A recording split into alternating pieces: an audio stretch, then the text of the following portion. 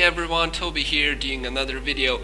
Part 2 of my martial arts assassin. I'm already somewhere in the act 2, like in the middle of it, and I think I've got a pretty decent grasp on it, on the mechanics, and basically I've already have some insights I'd like to share, and I'll try to not make a mess of them because there's really a lot of them. This character is just so different from your standard cookie cutter hammered-in or sorceress. It's just absolutely completely different. It's way worse, that's for sure, but yeah, different at the same time. So I'll try to divide all these insights into two categories, perhaps three. One would be the mechanics, the skills. The second one would be build. Basically gear setup, and the third one would be kind of all the other ones, basically kind of a mix of them. So yeah, hopefully I won't make a mess of it, and yeah, let's just jump right into it. So the first thing is of course the charge up skills, and they're an insane amount of fun. Like really, the chaos lightning, chaos orb, or whatever they're called, they're just extremely fun. They look drop dead gorgeous, and wow, I just haven't had so much fun in Diablo 2, just leveling up a character in such a long while compared to this. So yeah, I'm extremely happy I decided to actually finally go ahead and finish my martial arts assassin. But there's of course some troubles with using the charged up skills. First of all, it's kind of complicated to always pick the correct one. I mean, just take a look at this frozen frame, whatever. Good luck seeing how many charges you currently have. It's just kind of impossible in some scenarios, so we're kind of relying on knowing your attack rating, and then perhaps just spotting a bit of a visual difference, something. It's extremely complicated. When you get used to it, you kind of get it correct like 80-90% of the time, but you still miss quite a few. So that's one thing. Another kind of fun fact about it is you will probably, as I read all these guides, you will probably end up leveling at least 2 synergies. So primarily you will probably use maybe like fire plus lightning charges, and then perhaps using the cold damage for freezing effect only. What that means is there will be scenarios, like let's take the scenario where you're leveling up synergies of fire and lightning. So in the case when you're facing a cold immune, you have 2 options to go either for fire damage, fire charge, or lightning charge. And in those cases it's actually good to know what the resistances are for each elemental damage for each mob. Because just because a monster isn't immune to, let's say, fire damage doesn't mean his fire resistances are 0. They can be 50. Same applies to lightning. And knowing that will actually allow you to dish out more damage with a properly selected charge up skill.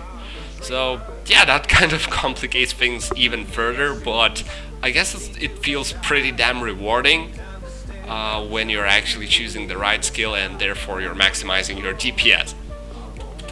And this is only getting started on where all the complicated shit about martial arts assassin is. So next up is Cloak of Shadows, Mind Blast, your 2 crowd control skills, and Cloak of Shadows is amazing. In this case, in this footage, I encounter a pack of Banished, and pretty much whenever I encounter a pack of minions, I will instantly cast Cloak of Shadows. That way I can focus them one by one, and kind of be pretty safe as I'm killing them. At the end of the day, you're still playing martial arts assassin, you're squishy as fuck, you don't have battle orders, you don't have heart of oak, and you need to get into melee range. So that hurts a lot, especially early on when you don't have too many plus skills, Torch, Annie, etc., maybe Shaco and whatnot. Your fate kind of blows. Mine at that point was like level 5, so that means it's only giving 5% damage reduction, which is pretty insignificant. So yeah, Cloak of Shadows is a huge lifesaver. On the other hand, Mind Blast for someone like me who's been playing a lot of traps in, Mind Blast has been really underwhelming for kind of two reasons. One, you prioritize Cloak of Shadows, it kind of does the same trick for you anyway. Second of all, again, you're not playing traps in, you don't have the traps in gear, you don't have any faster cast rate. So for me, I'm used to whenever I'm getting gangbanged, I just spam Mind Blast. But when it comes to martial arts assassin, whenever I'm getting gangbanged, and I actually tried that once, I tried spamming Mind Blast.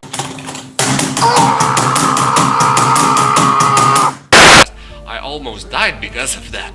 I should have just, ran away or, I don't know, save and quit, anything but Mind Blast. Zero faster cast rate, constantly getting into faster hit recovery and interrupting my, Mind Blast cast animation, and yeah, it's just really not so great as Cloak of Shadows. So pretty much the only times I'm using Mind Blast is when I spot in a distance a pretty dangerous pack of mobs, maybe a couple of them. I will usually then Mind Blast them, but yeah, that's not in critical situations, it's more in, casting it in advance. And that's still not all. There's also walk versus run dilemma that you're pretty much facing all the time. Like for example, in this clip over here, I almost died just because of that. You're squishy as fuck, so you can't allow yourself for your defense to get set to 0 and essentially mobs hit you 100% of the time except for when you block. But then again, your block, if you're dual wielding, it will never go significantly higher than 50% because of the diminishing returns a weapon block is receiving from plus skills. And with the lack of plus skills, you might not even hit 50%. So you kind of need to always switch between walking and running. When you're trying to reposition yourself when there's no archers nearby, you then run. But when you're fighting, you need to toggle run off and continue walking, just because you might need, to walk some extra steps just if the mob repositioned himself and all of that. It just gets so fucked up, and you need to constantly switch between this and that, this and that. Have you ever had a dream that you had?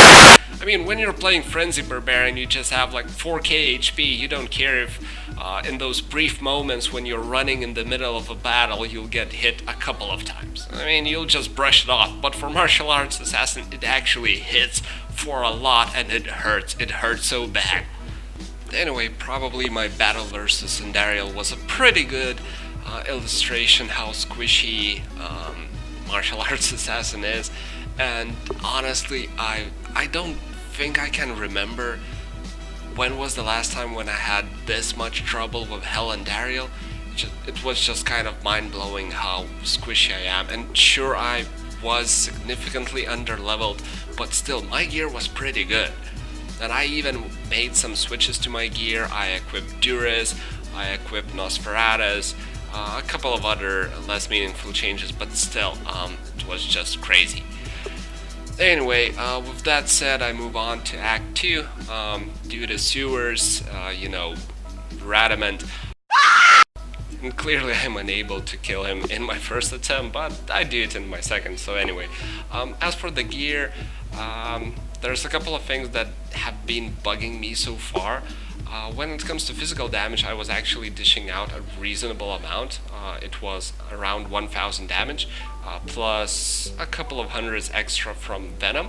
So it's a decent amount of damage. Plus, since I was wearing Durez, Gore Riders, crafted blood gloves, I had 35% crushing blow, 30-ish open wounds, some deadly strike, which I think doesn't work with some charge up skills or finishers, but I'll get to that in another video. So yeah, my physical damage was rather decent, but the problem is if I'm kind of focusing my gear around physical damage, then I have some serious issues with first of all resistances. Because if you're focusing on physical damage, on attack speed, attack rating, you don't get too many plus skills, and that means your fate is kind of weak and not giving you enough resistances. Then there's also the fact that you really need attack rating. It's really hard to come by, so you're kind of forced to wear Angelic Amulet and Ring. Again, those are the slots that are usually used for either attack rating or plus skills or attack speed, all of those mods you need. Then another thing is attack speed. I mean, if you're dual wielding like I am, you gotta use Fade. That's literally the only source of damage reduction, and again, your health pool isn't large, you're always standing in melee range, you need that damage reduction. So where does your attack speed come from? So all of these combined, it's kind of pretty tough. It seems that this martial arts assassin kind of needs just about everything, and it's pretty hard to balance it out. And not only that, she's also very skill hungry as well as stat hungry. Like for stats, you need not only to put as many points into vitality, because again, melee range, no battle orders, no holy shield, you're squishy as hell. But at the same time, you need some dexterity because you're lacking, attack rating, and dexterity gives you also damage. As for the skills, you want to max out all the synergies, so that's 80 points alone. Then you want to put some points into Shadow Master, because when I played with my traps and on Player's Aid, I maxed out Shadow Master, or at least put like 10-15 points into it, because only at that point she was able to tank sufficiently for me. So that's already 5 skills. Then there's Venom you kind of want to max out. I mean, it's not necessary, but it's kind of nice. That's another skill.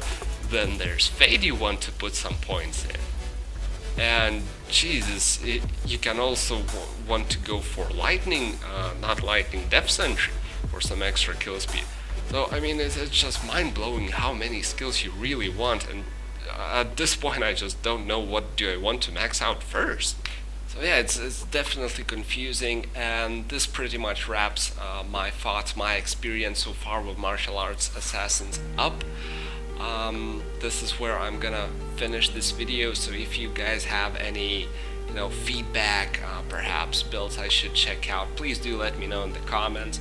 I will definitely take a look at every single one of them. And yeah, to sum it up, so far the experience has been extremely positive. It's both challenging in a mechanical way and how to set up the proper build, to dish out reasonable amount of damage while being able to take a hit or few, as well as it's just really fun to play, all those fireworks going on. Yeah, so far positive experience, definitely pretty hard and confusing, but as long as it's positive, I don't really care about that. So yeah, thank you guys for watching. I hope you had a good time, and yeah, see you guys in my next video. Cheers.